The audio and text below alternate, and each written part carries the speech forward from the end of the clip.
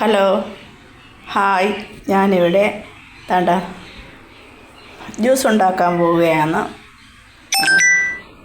അപ്പോൾ മാങ്ങ ഞാൻ അരിഞ്ഞ് വെച്ചിട്ടുണ്ട്. ഇത് നമ്മുടെ ഇവിടെയൊക്കെ പറയുന്ന പുളിച്ചി മാങ്ങയെന്നാണ്. ആ മാങ്ങയാണിത്. ഇത് പഴുത്ത് കഴിഞ്ഞാലും ഈ കളറാണ്. അപ്പോൾ ഞാനിത് അരിഞ്ഞ് വെച്ചിട്ടുണ്ട്. ഞാനിപ്പോൾ ഇത് അരിഞ്ഞ് വെച്ചേക്കുന്ന തൊലി കളഞ്ഞിട്ടില്ല. തൊലി കളഞ്ഞാൽ പിന്നെ ഇതില്ല.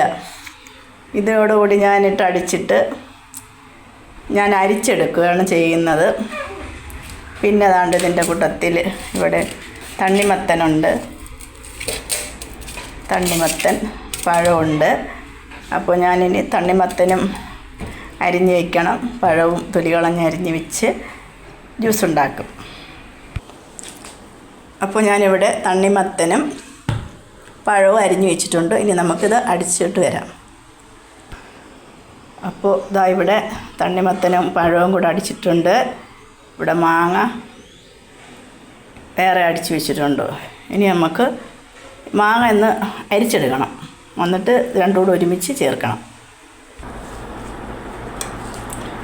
അപ്പോൾ ഞാൻ ഈ വലിയ പാത്രത്തിലോട്ട് ഇത് ഒഴിക്കുകയാണ്. ഇത് തണ്ണിമത്തനും പഴവും കൂടെ അടിച്ചത്, ഇത് മാങ്ങ, ഇത് രണ്ടും ചേർത്ത് ഇളക്കുക. അപ്പോൾ ഇത്രയും സാധനമുണ്ട്. അപ്പോൾ ഇതിനകത്ത് ഞാൻ മധുരം ചേർത്തിട്ടില്ല. ഇനി ഇതിനകത്ത് നന്നായിട്ട് ഇളക്കി യോജിപ്പിച്ച് തണുത്ത വെള്ളമാണ് ഞാനത് ചേർത്തേക്കുന്നത്. അപ്പോൾ ഇനി നമുക്കിതിനകത്ത് കുറച്ച് ബദാം, കപ്പലണ്ടി, പിന്നെ ഇച്ചിരി കുറച്ച് ഈത്തപ്പഴവും കൂടെ നമുക്ക് അരിഞ്ഞ് വയ്ക്കാം. അപ്പോൾ ഗ്ലാസ്സിലൊഴിക്കുമ്പോഴത്തേക്ക് ഗ്ലാസ്സിലൊഴിച്ച് അതിൻ്റെ മുകളിൽ ഇത് കുറച്ച് ഇട്ട് കൊടുക്കാം. ഇവിടെ ഞാൻ കപ്പലണ്ടിയുണ്ട്, ബദാമുണ്ട്, ഈന്തപ്പഴമുണ്ട്.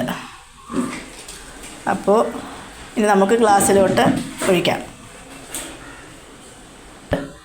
അപ്പോൾ ഇതിൻ്റെ അടിയിൽ കുറച്ച് ഇട്ട് അഫിയാണ് ഇടുന്നത്. അഫിക്കാണ് ഞാനിത് ആദ്യം കൊടുക്കാൻ പോകുന്നത്.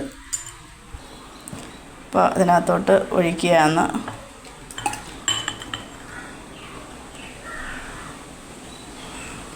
ഇനി കുറച്ച് കപ്പലണ്ടി ഈത്തപ്പഴവും കൂടെ ഇടുകയാണ്.